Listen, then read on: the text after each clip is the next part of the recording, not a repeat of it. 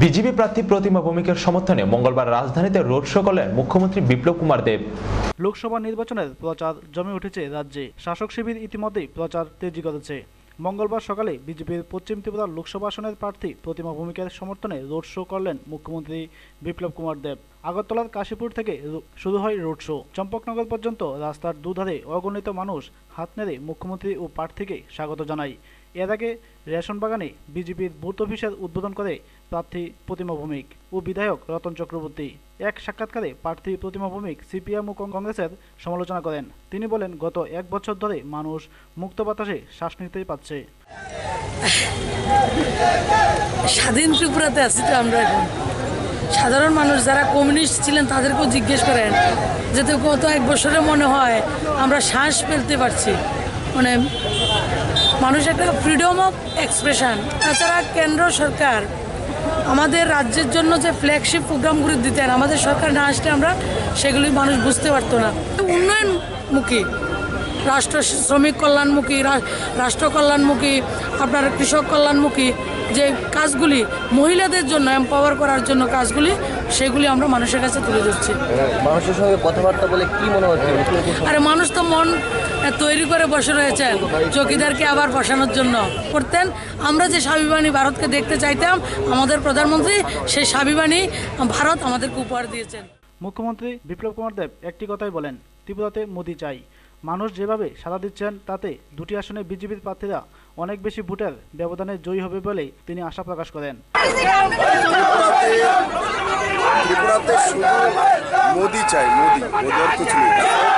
বিধায়ক রতন চক্রবর্তী বলেন, মানুষের জীবন মানে উন্নয়নের জন্য যে পদক্ষেপ নিয়েছে কেন্দ্রীয় সরকার, তাতে আগামী লোকসভা নির্বাচনে আরও বেশি আসনে কেন্দ্রের ক্ষমতায় আসছে নরেন্দ্র মোদী। বিজেপি সরকারের যে কাজ মাননীয় এবং জনপ্রিয় মুখ্যমন্ত্রী বিপ্লব দেবের নেতৃত্বে এই রাজ্যে হয়েছে, এবং গত 5 বছর ব্যাপী মোদিজি দেশকে যেভাবে অর্থনৈতিকভাবে, সামাজিকভাবে, বিজ্ঞান প্রযুক্তিতে, সামরিক শক্তিতে আজকে বিশ্ববরেণ্য নেতা তিনি হয়ে উঠেছেন।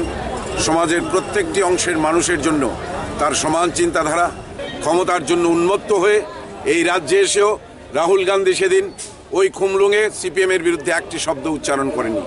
বারবার এই রাজ্যের মানুষকে প্রতারণার ফাঁদে ফেলে কংগ্রেস সর্বনাশ করে দিয়ে গিয়েছে। সেই জায়গায় ভারতীয় জনতা পার্টি মোদিজির নেতৃত্বে সমস্ত নর্থ ইস্টের মানুষকে মুক্তির যে স্বাদ দিয়েছেন, আমরা সেই কৃতজ্ঞতা স্বরূপ এবার আমাদের 2টি আসন রেকর্ড সংখ্যক ভোটে আমরা মোদিজিকে উপহার দেওয়ার। রিপোর্ট, খবর ত্রিপুরা। নানা অনুষ্ঠানের মধ্যে দিয়ে মঙ্গলবার বাংলাদেশের 49তম স্বাধীনতা দিবস উদযাপিত হয় আগরতলা বাংলাদেশ সহকারী হাই কমিশন অফিসে। মঙ্গলবার বাংলাদেশের 49তম স্বাধীনতা দিবস আগরতলার বাংলাদেশ সহকারী হাইকমিশন অফিসে নানা অনুষ্ঠানের মধ্য দিয়ে দিনটি পালনের উদ্যোগ নিয়েছে। সকালে সহকারী হাইকমিশন অফিসে বাংলাদেশের জাতীয় পতাকা উত্তোলন, জাতীয় সঙ্গীত পরিবেশন ও জাতির পিতা বঙ্গবন্ধু শেখ মুজিবুর রহমানের প্রতিকৃতিতে পুষ্পস্তবক অর্পণ করে শ্রদ্ধা নিবেদন করা হয়েছে। পরে বাংলাদেশের রাষ্ট্রপতি প্রধানমন্ত্রীর বাণী পাঠ করা হয়। স্থানীয় ও বাংলাদেশের শিল্পীরা সাংস্কৃতিক অনুষ্ঠান পরিবেশন করে। দিনটির গুরুত্ব তুলে ধরে বক্তব্য রাখেন সহকারী হাইকমিশনার কিরিট চাকমা। আজকে আমাদের মহান স্বাধীনতা দিবস। তো আজকে যথারীতি আমরা প্রতিবারের মতো সকালে তো আমাদের কিছু অনুষ্ঠান থাকে, তার মধ্যে হচ্ছে পুষ্প শ্রদ্ধাঞ্জলি অর্পণ, তারপর আমাদের জাতীয় সঙ্গীতের সঙ্গে জাতীয় পতাকা উত্তোলন, তারপর আপনার ওই যে বাণী পাঠ, ছোট আলোচনা, আর সন্ধ্যা তো আছেই, আমাদের রিসেপশন আছে। রিসেপশনে আমরা এখানকার স্থানীয় বিভিন্ন গণ্যমান্য ব্যক্তিগণকে মানে নিমন্ত্রণ জানিয়েছি আসার জন্য, এবং কালচারাল অনুষ্ঠান আছে, আমাদের সাংস্কৃতিক অনুষ্ঠান আছে। মূলত আজকে আপনাদের কি?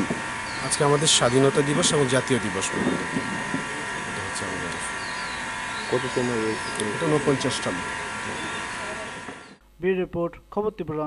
আসন্ন লোকসভা নির্বাচনকে সামনে রেখে পশ্চিম ত্রিপুরা লোকসভা আসনের মনোনয়নপত্র পরীক্ষা করা হয় পশ্চিম ত্রিপুরা জেলার জেলা শাসকের কার্যালয়ের কনফারেন্স হলে। লোকসভা নির্বাচনকে সামনে রেখে মঙ্গলবার পশ্চিম ত্রিপুরা লোকসভা আসনের মনোনয়নপত্র পরীক্ষা করা হয়।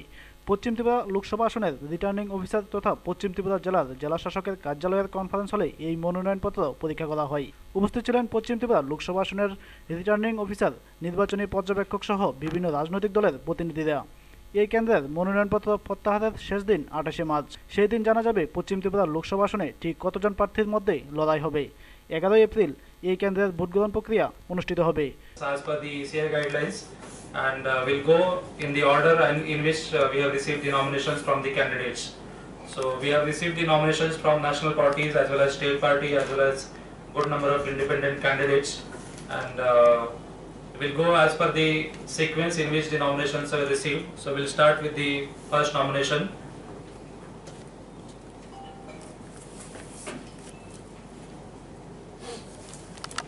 ব্যুরো রিপোর্ট, খবর ত্রিপুরা। একটি প্রত্যন্ত এলাকা তথা 18 মুরার জনজাতি অংশের মানুষের পরিস্থিতি বাম আমলে যেরকম ছিল রাম আমলও প্রায় একই অবস্থাতে রয়ে গেছে। এখনো পর্যন্ত কোনো রাজনৈতিক দল তাদের দিকে সাহায্যের হাত বাড়িয়ে দেয়নি। বর্তমান সরকারের শাসন ব্যবস্থায় জনজাতি অংশের মানুষেরা কেমনভাবে রয়েছে তা নিয়ে আজকের এই প্রতিবেদন। তেলিয়ামুড়া মহকুমা ও আমবাসা এলাকাস্থিত জনজাতি অংশের রিয়াং সম্প্রদায়ের লোকেরা কেমনভাবে জীবন জীবিকা গ্রহণ করছেন, সরকারিভাবে কোনো প্রকার সুযোগ সুবিধা পাচ্ছে কিনা সেই বিষয়ে জানতে প্রত্যন্ত এলাকা তথা 18 মুরাতে চলে যাই। সেখানে জনজাতি অংশের মানুষদের সাথে কথা বলে জানতে পারি বর্তমান সরকার বিগত বাম সরকারের ন্যায় ধারা বজায় রেখেছেন। তবে দেখার বিষয় রিয়াং সম্প্রদায়ের লোকদের অর্থ সামাজিক মানোন্নয়নের জন্য সরকার কতটুকু পদক্ষেপ গ্রহণ করে। Pila ke chong koloni hiye kaimo 2004 ke ro 2004 wa koloni ke pake 2005 ka pe ha koloni 2005 su ji ya sur ke chong ro asu tomo koi ba so chole tha ro 30 2018 de 19 de asi boyas ke ro thepong thaichu kono pa chong kaye ro so kaye kol phoka hamisia chong ma sa ha cái mà sai cho cái tụi này mà nị sạc cao bol tay phải là đâu, dễ xong mình kia, rồi bây giờ cuối lần chia còn lần cái 2005 trong xe phải mình cái còn lần cái phải mình cái prosta cam kia và kayu, cái bớt xí mình kayu chừng đi tìm bớt cái cho lấy cha phải, à vẫn cái prosta cam mấy à cái rega cam như chừng bớt mà tăng kia mấy hà, cái prosta cam mấy à bây giờ cái रेगा काम जों खेयो बसी बहा बहाय जों खेलायो चालाय दं के समय के बल खाओ वा तायो के आम्बासारो तुता बिनि काम बिनि खेतो बिनि बारोय आबर खिए चालाय जातो आबं समयो ब्रां कामे खेती केसे मरं पाइते केसे माचानाय आर के कॉलोनी के रो के तुम कोले पाइ जाओ उबा खेचा नै हा उबा खेचा मो बक नाम थे नाय जे दे चा खन के चा तंग के से हु तंग मै नाय चा मै के बिके माचे के बिके तंग मै नाय हु तंग फो जंग फसल प्रोय खेंग बा ये हु खे जंग फसल मा या उबा के जंग चा मै तंग ते मे ले माचे के बा बिके तंग मै बिन थि या गो ओं तो के बिन थि हाजरां खा ये बिन थि काम के या के जे मै मा से तो के बिके जे ने हु न जंग खे मै नाय खे मै या आखे म ये कॉलोनी बिहानाले सिखे पाई कॉलोनी बिए जे कोन सो ये 37 परिवार का কোনো প্রশাসনিক লেভেল আধিকারিক বড় ফাইদে তো ইয়া আব বাংলান কি পায়া সারি বুঝিয়া কেন অসুবি মানে প্রশাসন। ব্যুরো রিপোর্ট, খবর ত্রিপুরা। বামফ্রন্ট মনোনীত প্রার্থী শঙ্কর প্রসাদ দত্তের সমর্থনে এক নির্বাচনী জনসভা অনুষ্ঠিত হয় বাতাদলায়। উপস্থিত ছিলেন সিপিএম রাজ্য সম্পাদক বিজেন্দর সহ অন্যান্যরা। কেন্দ্রে যদি আবার মোদি প্রতিনিধিত্ব বিজেপি সরকার ক্ষমতায় আসে তাহলে দেশে গণতন্ত্র বলে কিছুই থাকবে না, ধর্মীয় রাষ্ট্র হবে ভারতবর্ষ। হিন্দু ধর্মকে প্রাধান্য দিয়ে সংখ্যালঘু ও দলিতদের উপর নেমে আসবে আক্রমণ, লাভ হবে বড় বড় পুঁজিপতিদের। মঙ্গলবার সোনামুড়া বাতাদলায় এক নির্বাচনী জনসভায় ভাষণ রাখতে গিয়ে এ কথাই বললেন সিপিআইএম রাজ্য সম্পাদক বিজেন্দর। বামফ্রন্ট মনোনীত পশ্চিম আসনের প্রার্থী শঙ্কর প্রসাদ দত্তের সমর্থনে মঙ্গলবার এক নির্বাচনী জনসভা অনুষ্ঠিত হয় বাতাদলায়। উক্ত জনসভায় প্রধান বক্তার ভাষণে বিজেন্দর বলেন, কেন্দ্রে বিজেপি সরকার প্রতিষ্ঠিত হলে দেশের মানুষের সর্বনাশ হয়ে যাবে। মোদী সরকারের আমলে দেশের 40% কৃষক আত্মহত্যা করেছেন, বহু মানুষ কাজ হারিয়েছেন। ইসলাম ধর্ম না, হিন্দু রাষ্ট্র তৈরি করতে হবে। এবং এবারকার নির্বাচন সবচেয়ে বড় কথা হচ্ছে সংবিধানটা পাল্টে যাবে না পাল্টে যাবে না, এটা নির্বাচন। এবার অর্থনৈতিক দাবি দেওয়া এগুলো আছে, কিন্তু আমাদের যে সংবিধানের যে মূল কাঠামোগুলো সেগুলো থাকবে কি থাকবে না। সংখ্যাগরিষ্ঠতা যেভাবে ওরা বলছে, যেভাবে ওরা সন্ত্রাস ইত্যাদি আমাদের রাজ্য করছে, এটা তো নতুন করে বলার নাই। এটা যদি করতে পারে, বেশ কিছু রাজ্যে তাদের সরকার রয়েছে, বিধানসভায় তারা সংখ্যাগরিষ্ঠ, আগে থেকে কমেছে কিন্তু রয়েছে। এটা যদি করতে পারে, পার্লামেন্টের 3 ভাগের 2 ভাগ রাজ্যসভা সহ সংবিধান পাল্টে দিতে পারে, হিন্দুত্ববাদী রাষ্ট্র তৈরি করতে পারে। হিন্দুত্ববাদী রাষ্ট্র তৈরি করা, যেটা 47 সালে পাকিস্তান ভারত এই দুটো হলো, ভারত ধর্মনিরপেক্ষ রাষ্ট্র হিসেবে চিহ্নিত হলো, গণতান্ত্রিক রাষ্ট্র হিসেবে চিহ্নিত হলো, আর পাকিস্তান ইসলামী রাষ্ট্র হলো, মুসলিম রাষ্ট্র, এবং ওখানে সামরিক আইন জারি করে স্বৈরতন্ত্র, সামরিক যুদ্ধটা ওরা চালালো, রাজত্ব। বিরাট ফারাক। এত বছর পরে, 72 বছর পরে স্বাধীনতার, আজকে আমরা বলছি সেই হিন্দু রাষ্ট্রে আবার ফেরত যাব। নেপাল আমাদের সারা পৃথিবীর মধ্যে 1 নম্বর হিন্দু রাষ্ট্র ছিল নেপাল। এই নেপালে আজকে হিন্দু রাষ্ট্র তুলে দিয়েছে। আমরা কোন দিকে যাচ্ছি?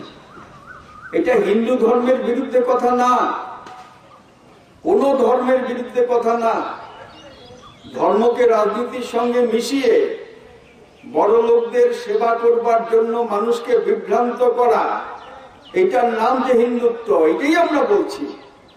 আমরা হিন্দু ধর্মের সংবিধান থাকবে না, হিন্দু ধর্মের অনুশাসনে চলবে, তার অর্থ হচ্ছে দলিতরা মনুসংহিতা অনুযায়ী চতুর্বর্ণ আশ্রম যেটা আছে, ব্রাহ্মণ, ক্ষত্রিয়, বৈশ্য, শূদ্র, নিচের লেয়ার, নিচের স্তর নিচেই থাকতে হবে। এইটা প্রাতিষ্ঠানিক আইনসম্মত হয়ে যাবে। এখন অস্পৃশ্যতা আইন বিরুদ্ধ আইনসম্মত হবে, কারণ মনুসংহিতাতে মেয়েদের অধিকার নাই, দলিতদের অধিকার নাই, লেখাপড়ার অধিকার নাই, চাকরি বাকরির অধিকার নাই, শিক্ষার অধিকার নাই, জমির অধিকার নাই। বিজনবাবু আরও বলেন, রাজ্যের অবস্থা ও ভালো নয়, মানুষকে ভয়ভীতি দেখানো হচ্ছে, বিরোধীদের উপর আক্রমণ সংগঠিত হচ্ছে, পার্টি অফিস খোলা যাচ্ছে না, একটা সন্ত্রাসী পরিস্থিতি তৈরি করা হয়েছে গোটা রাজ্যে। ওই ইয়ের মতো এক সময় কংগ্রেস আমলে যেটা দেওয়া ছিল ওই PL-480 চাল, যেটা একেবারেই ক্যাপসুল চাল, ওই রকম ডাল। কেন যতটা নিত্য প্রয়োজনীয় জিনিস রেশনের মাধ্যমে দেওয়া হবে না ভর্তুকিতে? এগুলোই তো মানুষের প্রকৃত লাভ হবে। এটা কোনো দলের ব্যাপার না। এটা হলে বিজেপিও লাভবান হবে, CPIM এর সমর্থক লাভবান হবে, কংগ্রেসের সমর্থক লাভবান হবে, নির্দলীয় মানুষ যারা রাজনীতি বোঝেন না, করেন না, তারাও লাভবান হবেন। এখন যেটা বলছেন ওরা, আমি শেষ করব, ওরা যেটা বলছেন যে একেবারে 50 ভাগের উপরে আমরা কাজ করে ফেলেছি, যা যা প্রতিশ্রুতি আমরা দিয়েছিলাম বিজেপি IPF, মুখ্যমন্ত্রী নিজে বলছেন।